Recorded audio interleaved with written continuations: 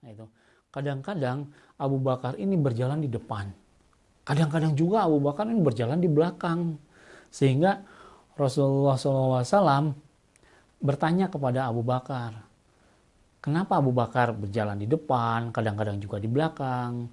Dan Abu Bakar menjawab, Bilal TV. Assalamualaikum warahmatullahi wabarakatuh. Ayah bunda, teman-teman semuanya, apa kabarnya? Semoga sehat selalu, semangat selalu, terutama untuk senantiasa meneladani kisah-kisah para sahabat Rasulullah ini. Ya, gitu.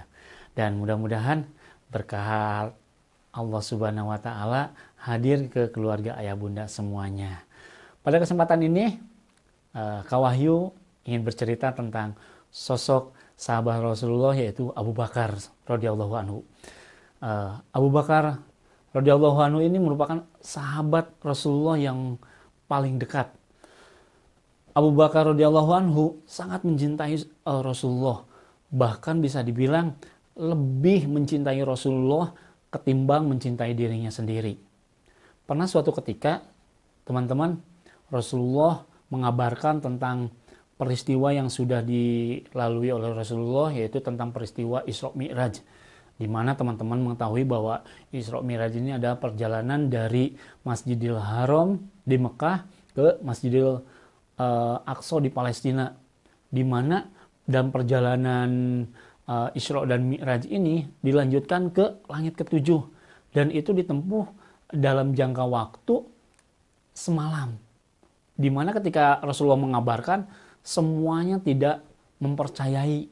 Hanya satu sosok yang mempercayai peristiwa tersebut, yaitu Abu Bakar radhiyallahu anhu. Sehingga karena peristiwa tadi, beliau mendapat gelar Asy-Syiddiq, sehingga terkenallah menjadi Abu Bakar Asy-Syiddiq. Itu. Saat Nabi SAW akan berhijrah, Nabi SAW, teman-teman, datang mengajak kepada Abu Bakar As-Siddiq ini. Dan mendengar ajakan dari Rasulullah ini, Abu Bakar sangat gembira.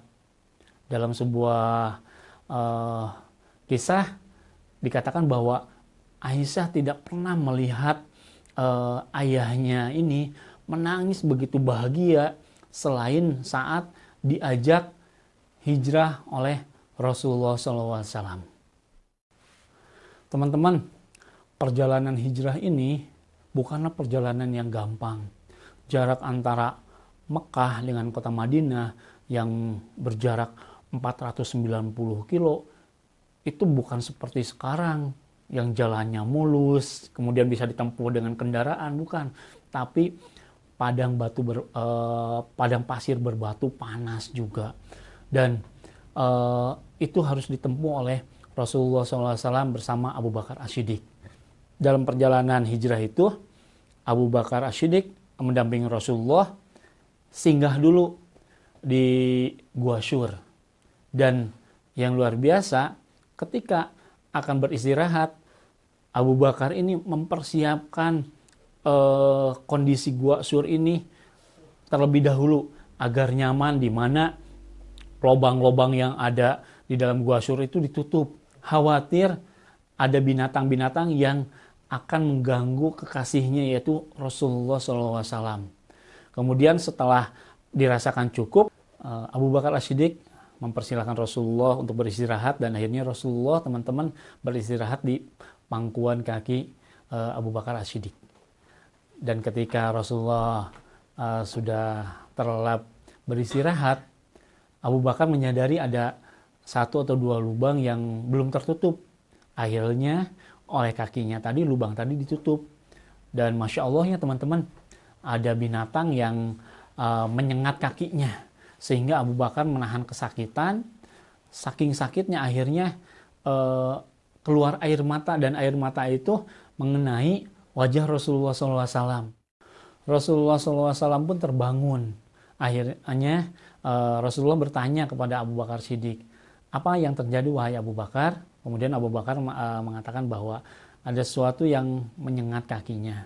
Kemudian Rasulullah SAW mengobati kaki Abu Bakar, dan alhamdulillah kaki Abu Bakar menjadi sembuh.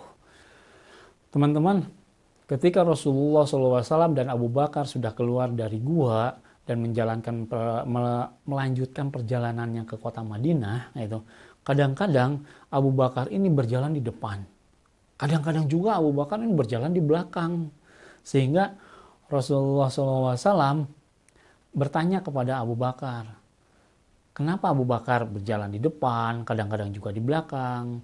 Dan Abu Bakar menjawab bahwa ketika Abu Bakar berjalan di depan, Abu Bakar khawatir ada kaum Quraisy yang mengintai Rasulullah.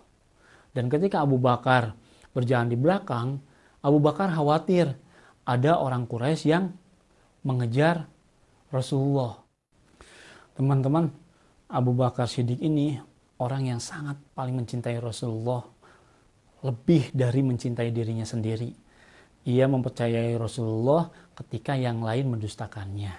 Dan ia yang mendampingi perjalanan Rasulullah, pada perjalanan itu sangat berbahaya sekali kayak gitu.